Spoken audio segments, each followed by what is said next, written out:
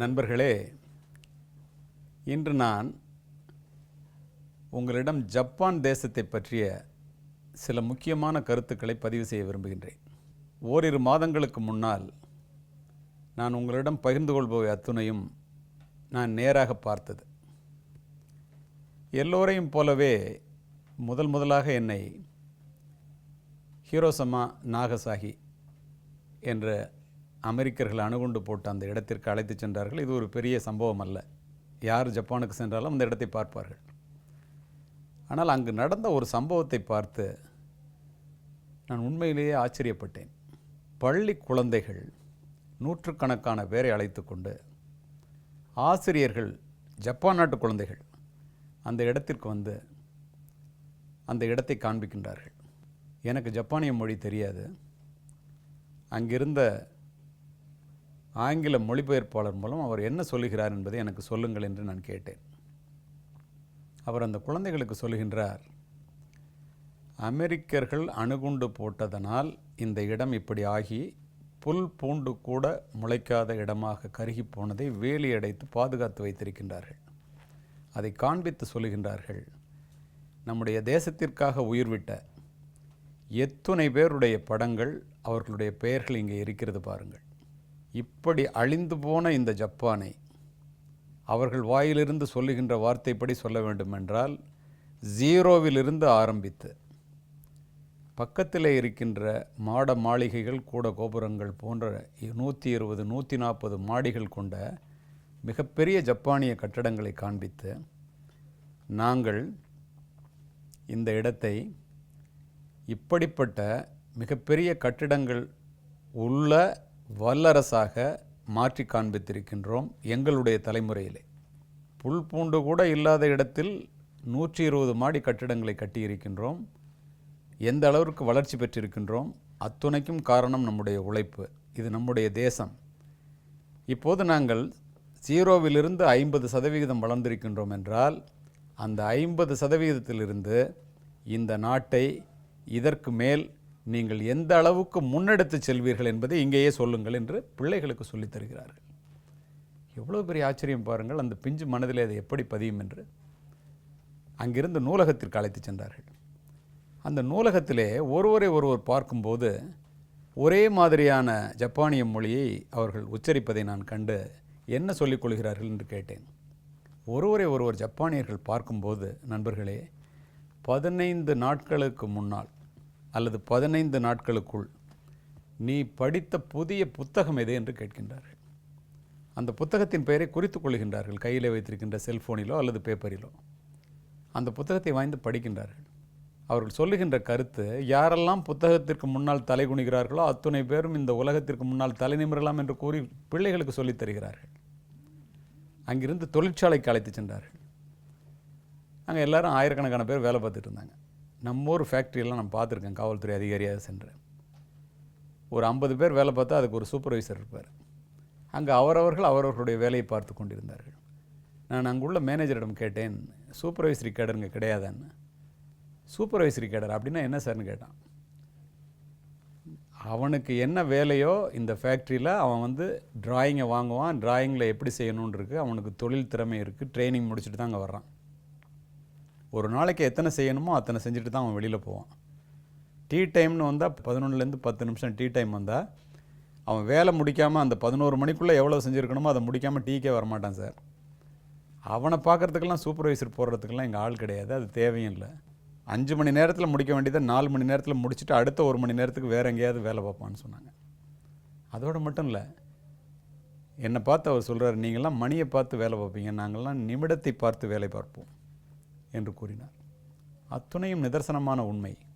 பள்ளிக்கூடங்களுக்கு சென்று, பல்கலைக்கழகங்களுக்கு சென்று அது எப்படி இயங்குகிறது என்று பார்க்க வேண்டும் என்று எனக்கு கூறவா.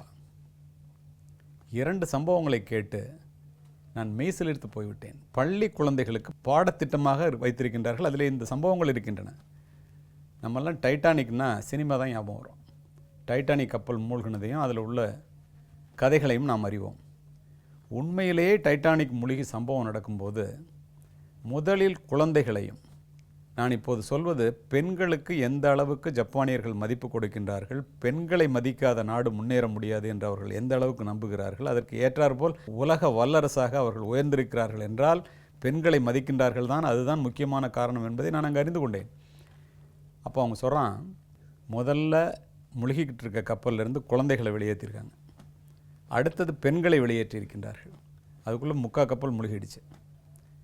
இந்த நேரத்தில் ஒரு ஜப்பானியர் அங்கிருந்த ஒரு மூதாட்டியினுடைய சேலையை வாங்கி, ஏன்னா ஒன்லி லேடிஸ் மட்டும்தான் அந்த போட்டில் இடம் இருக்குது, அது மட்டும்தான் ஏற்றுறாங்க. ஒரு ஆண் ஒரு பெண்ணை போல சேலையை கட்டி கொண்டு பெண் என்று கூறி முக்காடு போட்டுக்கொண்டு அந்த போட்டில் ஏறி வந்துடுறான். இங்கே வந்து செக் பண்ணும்போது அவன் ஆண்கிறத கண்டுபிடிச்சிட்றாங்க. என்ன நடந்தது என்று தெரியுமா உங்களுக்கு? ஜப்பானியர்கள் அத்துணை பேரும் அந்த துறைமுகத்திலிருந்து நாட்டிற்குள் காலெடுத்து வைக்கக்கூடாது, ஒரு பெண்ணினுடைய உரிமையை பறித்ததோடு மட்டுமின்றி பெண்ணை அவமானப்படுத்தி விட்டான், இவனை நாட்டுக்குள்ளே விடாதீங்கள் என்று சொல்லி அவன் அந்த துறைமுகத்திலேயே வாழ்ந்து இறந்து போனான் என்பது வரலாறு. இதை பாடப்புத்தகமாக வைத்திருக்கின்றார்கள். யாராவது பெண்ணுரிமையை பறிப்பார்கள் ஆண்கள்? நினைத்து பாருங்கள். இதைவிட ஒரு மிக முக்கியமான சம்பவத்தை அந்த பாடத்திட்டத்தில் வைத்திருக்கின்றார்கள். நண்பர்களே, ஜப்பானிய நாடு இராணுவ ஆட்சி நடக்கும்போது பெண்ணினுடைய தியாகத்திற்காக இதை வைத்திருப்பதாக தலைப்பிலேயே எழுதியிருக்கின்றார்கள். இராணுவ ஆட்சி, ஜப்பான் நாடு இராணுவ ஆட்சிக்கு உட்படுத்தப்பட்டிருக்கும் போது குதிரையிலே இராணுவ வீரர்கள் திடீர் என்று வருவதும், இராணுவம் என்றால் அரசாங்க இராணுவம் அல்ல, புரட்சியின் மூலம் ஜப்பானை ஆண்டவர்கள், கண்ணில் படுகின்ற மனிதர்களையெல்லாம் குதிரையில் இருந்தபடி வாளால் வெட்டி கொலை செய்வதை அவர்கள் ஒரு வேலையாகவே செய்து கொண்டிருக்கிறார்கள். பல ஆண்டுகளுக்கு முன்னால் ஒரு முறை ஒரு தெருவுக்குள் குதிரையினுடைய குளம்படி சத்தம் கேட்டு அத்துணை பேரும் மறைவிடத்தை நோக்கி ஓடுகிறார்கள். அந்த நேரத்திலே ஒரு தாய் 2 குழந்தைகளுக்கு சோறுட்டி கொண்டு அமர்ந்திருக்கின்றால் வாசலிலே. குதிரை சத்தம் கேட்டவுடன் அப்படியே போட்டுவிட்டு 2 குழந்தைகளையும் இடுப்பிலே தூக்கி வைத்து கொண்டு ஓடுகின்றாள் மறைவிடத்தை நோக்கி. குதிரையினுடைய குளம்படி சத்தம் பக்கத்திலே கேட்டவுடன் 3 பேரும் இறந்து விடுவோம் என்ற எண்ணம் அவளுக்கு தோன்றுகிறது. ஒரு நிமிடம் நின்று நிதானித்து 2 குழந்தையினுடைய முகத்தையும் பார்த்துவிட்டு ஒரு குழந்தையை இறக்கி விட்டுவிட்டு ஒரு குழந்தையை மட்டும் தூக்கி கொண்டு ஓடிப்போய் மறைவிடத்துக்குள்ளே நுழைந்து விடுகின்றாள். மறைவிடத்திலிருந்து திரும்பி பார்க்கின்றாள். நண்பர்களே, இறக்கிவிடப்பட்ட குழந்தையினுடைய கழுத்து துண்டாக்கப்பட்டு அதை தன் கண்முன்னால் பார்த்து மறைவிடத்தில் இருந்தபடி கதறுகின்றாள். இராணுவ வீரர்கள் போய்விடுகின்றார்கள். அத்துணை பேரும் திரும்ப அந்த குழந்தை இருந்த இடத்திற்கு வருகின்றார்கள். அந்த தாயும் இன்னொரு குழந்தையுடன் வருகின்றாள். ஒரு முதியவர் அந்த தாயை பார்த்து கேட்கின்றார், அம்மா, ஒரு தாய்க்கு 2 குழந்தைகளும் ஒன்றுதானே? குழந்தையினுடைய முகத்தை பார்த்துவிட்டு ஒரு குழந்தையை இறக்கிவிட்டு ஒரு குழந்தையுடன் ஓடி தப்பிப்பதற்கு உனக்கு எப்படி மனம் வந்தது என்று கேட்க, அந்த தாயினுடைய பதில் அத்துணை பேரையும் அதிர வைத்து விட்டது. பெரியவரே, நீங்கள் சொல்வதை நானும் அறிவேன். வெந்த புண்ணிலே வேல் பாய்ச்சுகின்றீர்கள். நடந்தது என்ன என்று முழுமையாக கேளுங்கள். என்னுடைய குழந்தைக்கும் பக்கத்து வீட்டு குழந்தைக்கும் சோறு ஊட்டி கொண்டு உட்கார்ந்திருந்தேன். குதிரையினுடைய காலடி சத்தம் கேட்டு நீங்கள் அத்துணை பேரும் ஓடுவதை பார்த்தேன். 2 குழந்தைகளையும் தூக்கி கொண்டு காப்பாற்ற வேண்டும் என்று ஓடினேன். அது என்னால் இயலவில்லை. 3 பேரும் இறந்து விடுகின்ற சூழ்நிலை வந்தது. என்னுடைய உயிரை பற்றி கூட எனக்கு கவலை இல்லை. ஒரு குழந்தையை இறக்கி விட்டு ஒரு குழந்தையை காப்பாற்றி விட்டேன். அதற்காக நான் வருத்தப்படவில்லை. ஏன் தெரியுமா? இறக்கி விடப்பட்ட குழந்தை என்னுடைய குழந்தை, காப்பாற்றிய குழந்தை பக்கத்து வீட்டு குழந்தை என்று கூறினாள். அத்துணை பேரும் மெய்சிலிர்த்து போனார்கள். இதுதான் ஒரு தாயினுடைய தியாகம். ஒரு பெண் என்பவள் எப்படி மதிக்கப்பட வேண்டியவள், எவ்வளோ பெரிய தியாகம் செய்யக்கூடியவள் என்பதை பள்ளிக்கூடத்து பிள்ளைகளுக்கு பாடமாக வைத்திருக்கின்றார்கள். நண்பர்களே, பெண்ணினுடைய பெருமை என்ன என்பதை அவர்களிடம் நாம் கற்றுக்கொள்ள வேண்டாமா? தயவுசெய்து இது போன்ற சம்பவங்களை நாம் கேட்டு நம்முடைய நாட்டிலே நாம் பெண்களை போற்ற கற்றுக்கொள்வோம், மதிக்க கற்றுக்கொள்வோம். நன்றி நண்பர்களே, வணக்கம். நாளை மீண்டும் சந்திப்போம்.